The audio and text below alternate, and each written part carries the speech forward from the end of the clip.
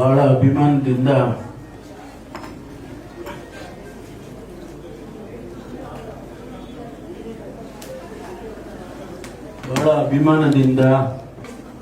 ನಾನು ಮೊದಲನೇ ಸಾರಿ sericulture minister ಆದಾಗ ಇದು ಬಂದ ಊರಿಗೆ. ಸ್ವಾಭಾವಿಕವಾಗಿ ಆಗಿನ್ನೂ ಚಿಕ್ಕ ವಯಸ್ಸು. ಮನೆ ಹತ್ರ ಬಂದಾಗ ಹಾರ ಇಟ್ಕೊಂಡು ನಿಂತಿದ್ರು. ನನಗೆ ಹಾರ ಹಾಕಿದ್ರು. ಹಾರ ಹಾಕಿ ಕಣ್ಣೀರು ಹಾಕೊಂಡು, ಯಾರೋ ಪಕ್ಕದಲ್ಲಿರೋದು, ಯಾಕೆ ಸ್ವಾಮಿ ಸಂತೋಷ ಪಡಬೇಕು, ನೀವು ಕಣ್ಣೀರು ಹಾಕ್ತಿರಲ್ಲ? ಅಯ್ಯೋ ದಡ್ಡ, ಅದು ಆನಂದ ಬಾಷ್ಪ ಕಣಯ್ಯ ಅಂತ ಹೇಳಿದ್ರು. ನಾನು ಎಸ್.ಎಂ. ಕೃಷ್ಣ ಅವ್ರ ಕಾಲದಲ್ಲಿ ಉನ್ನತ ಶಿಕ್ಷಣ, ಮೆಡಿಕಲ್ ಎಜುಕೇಶನ್ ಎಲ್ಲ ಸಚಿವನಾಗಿ, ಆಗ ನಿಮಗೆ ಬಂದೆ.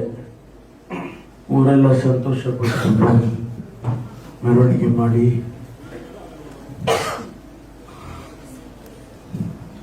ಇವತ್ತು ನೀವೆಲ್ಲರೂ ಕೂಡ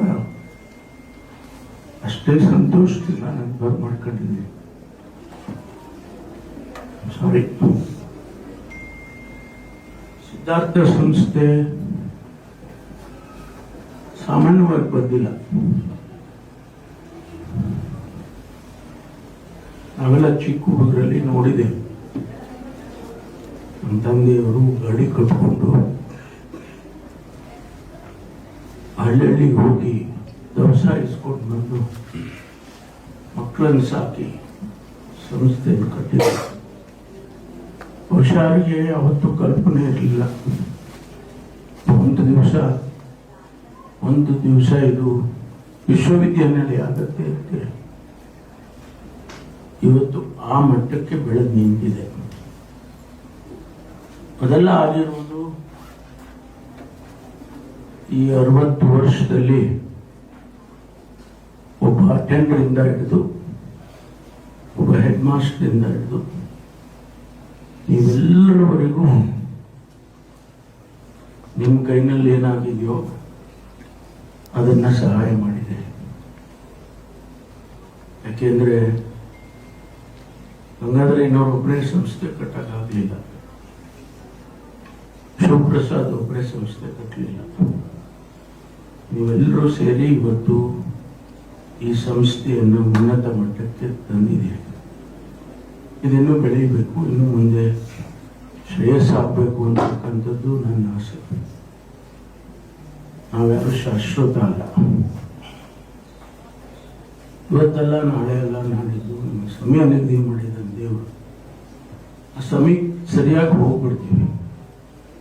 ಆದರೆ ಇದು ಈ ಲೆಗಸಿ ಕಂಟಿನ್ಯೂ ಆಗ್ತದೆ.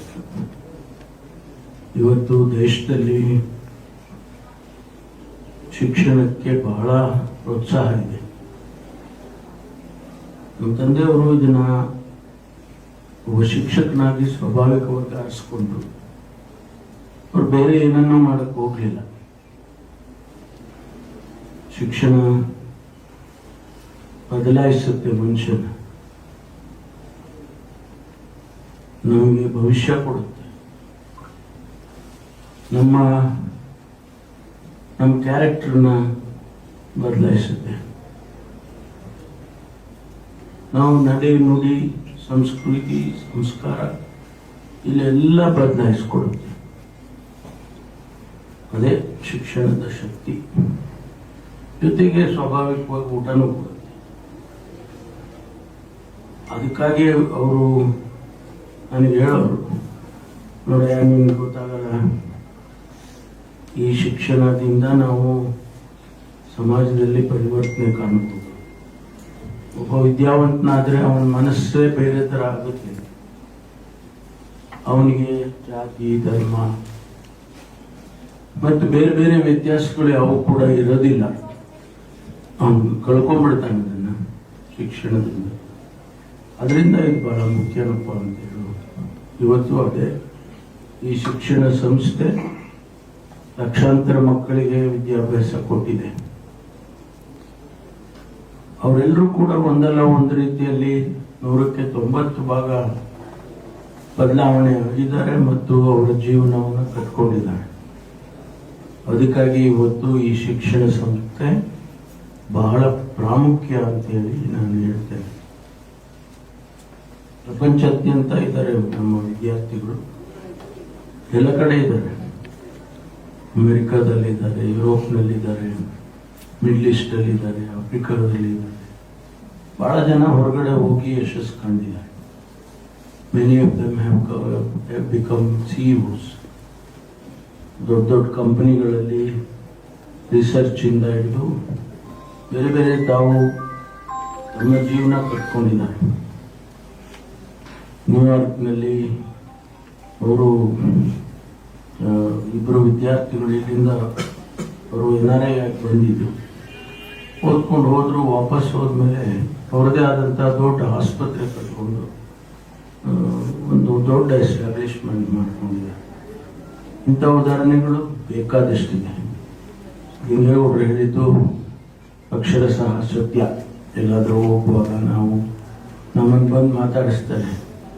ಎಷ್ಟೋ ಜನ ಬಂದು ಸ್ವಲ್ಪ ನಾವು ಇಲ್ಲಿದ್ದಂಗಿರಲ್ಲ, ಹೊರಗಡೆ ಹೋದಾಗ ಸೂಟು ಬೂಟು ಹಾಕೊಂಡಿರ್ತೀವಿ. ಅವಾಗ ಬಂದು ಕೇಳ್ತಾರೆ, ಐ ಡಾಕ್ಟರ್ ಪರಮೇಶ್ವರ್ ಅಂತ ಹೇಳಿ ಎಸ್ ಅಂದಾಗ ಐ ಆಮ್ ಫ್ರಮ್ ಸಿದ್ಧಾರ್ಥ ಅಂತ. ನಾನು ಲಾಸ್ ಏಂಜಲಸ್ ಅಲ್ಲಿ ಇಂಡಿಯನ್ ಡಯಾಸ್ಪೋರಾ ಅಡ್ರೆಸ್ ಮಾಡಿದೆ. ಒಂದು 300-400 ಜನ ಡೆಲಿಗೇಟ್ಸ್ ಇದ್ರು. ನಾನು ಮಾತಾಡಿದಾದ್ಮೇಲೆ ಮಾತಾಡುವಾಗ 2-3 ಜನ ಕೈ ಎತ್ತಿದ್ರು ಅಲ್ಲಿ. ನಾನು ಯಾರಪ್ಪ ಏನು ಕೈ ಎತ್ತಾರೆ, ಏನೋ ಪ್ರಶ್ನೆ ಕೇಳ್ಬೋದೇನೋ. ಆವಾಗ ಅಲ್ಲಿಂದ ಹಿಂದ್ಗಡೆಯಿಂದ ಕೂತ್ಕೊಂಡು ವಿ ಆರ್ ಫ್ರಮ್ ಸಿದ್ಧಾರ್ಥ. ಎಷ್ಟು ಖುಷಿ ಆಗುತ್ತೆ. ಅದರಿಂದ ನೀವೆಲ್ಲ ಬಹಳ ಶ್ರಮ ಬಿದ್ದು ನಿಮ್ಮದೇ ಆದ ರೀತಿಯಲ್ಲಿ ಮಾಡ್ತೀವಿ. ನಾವು ಎಷ್ಟೋ ಸಾರಿ ಹಿಂಗೆ ಮಾಡಿ ಅಲ್ಲಿ ಮಾಡಿ ಹೇಳ್ಬೋದು, ಆದರೆ ನಿಮ್ಮದೇ ರೀತಿಯಲ್ಲಿ ಮಾಡ್ತೀರಾ. ಅದು ನಿಮ್ಮ ಕಾಂಟ್ರಿಬ್ಯೂಷನ್ ಸಂಸ್ಥೆಗೆ ಮತ್ತು ಮಕ್ಕಳಿಗೆ. ಅದನ್ನು ಮುಂದುವರಿಸ್ಕೊಂಡು ಹೋಗಿ ಸಂಸ್ಥೆ ನಾನೇನು ಎಲ್ಲಿಗೂ ತಪ್ಪಿಸ್ಕೊಂಡು ಹೋಗೋಲ್ಲ. ನಿಮಗೆ ಕೊಟ್ಟರೆ ವಾರಕ್ಕೊಂದ್ಸರಿನೋ 15 ದಿವಸಕ್ಕೊಂದೇ ಸಂಪರ್ಕದಲ್ಲಿರ್ತೀನಿ. ಸ್ವಲ್ಪ ಹೆಚ್ಚು ಜವಾಬ್ದಾರಿ ಕೊಟ್ಟಿದ್ದಾರೆ ಸರ್ಕಾರ, ನಮ್ಮ ಪಕ್ಷ ಜವಾಬ್ದಾರಿ ಕೊಟ್ಟಿದ್ದಾರೆ. ಹಾಗಾಗಿ ಅದನ್ನು ಕೂಡ ಮಾಡಬೇಕಾಗ್ತದೆ. ಅದನ್ನು ಸಮಾಜ ಸೇವೆ ಅಂದರೆ ಬರೀ ಇಷ್ಟಕ್ಕೆ ನೀವು ಸೀಮಿತ ಅಲ್ಲ, ಬೇರೆ ಬೇರೆ ರಂಗಗಳಲ್ಲಿ ಕೆಲಸ ಮಾಡಬೇಕಾಗುತ್ತೆ. ನನ್ನ ಭವಿಷ್ಯ ನನಗೆ ಗೊತ್ತಿರಲಿಲ್ಲ.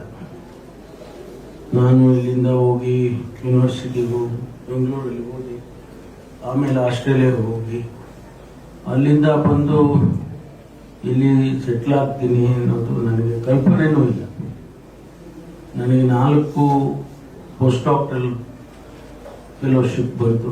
ನಾನು PhD ಮುಗಿಸಿದ ಮೇಲೆ ವಿತಿನ್ 15 ಡೇಸಲ್ಲಿ ನನಗೆ 4 ಕಡೆ ಕ್ಯಾಲಿಫೋರ್ನಿಯಾ, ಫ್ರಾನ್ಸ್, ಆಲ್ಬರ್ಟಾ, ಕೆನಡಾ ಮತ್ತು ಮೆಲ್ಬೋರ್ನ್, ಆಸ್ಟ್ರೇಲಿಯಾ ಇಲ್ಲೆಲ್ಲ ಬಂತು. ಎಲ್ಲೂ ಸೇರಿಕೊಂಡು ನಾನು ಮೆಲ್ಬೋರ್ನಲ್ಲಿ ಸೇರಿಕೊಂಡೆ. ಅಷ್ಟೊತ್ತಿಗೆ ನಮ್ಮ ತಂದೆಯವರು ಇಲ್ಲಿ ಬರೋದಕ್ಕೆ ಹೇಳಿದ್ರು. ಬಂದಮೇಲೆ ಪರ್ಮನೆಂಟ್ ಆಗಿ ಉಳಿಸಿದ್ರು ಅಂತ. ಬಹುಶಃ ಅವರ ದೃಷ್ಟಿಯಲ್ಲಿ ಒಂದಿಷ್ಟು ಸೇವೆ ಮಾಡಬಹುದೇನೋ ಅಂತೇಳಿ ನನಗೆ ಪಾಠ ಹೇಳ್ಕೊಟ್ಟಂಥ ಮೇಷ್ಟ್ರುಗಳು, ಪ್ರೊಫೆಸರ್ಸು ಇವರೆಲ್ಲ ಇದಕ್ಕೆ ಸಹಾಯ ಮಾಡಿ ಬೆಳೆಸಿದ್ರು.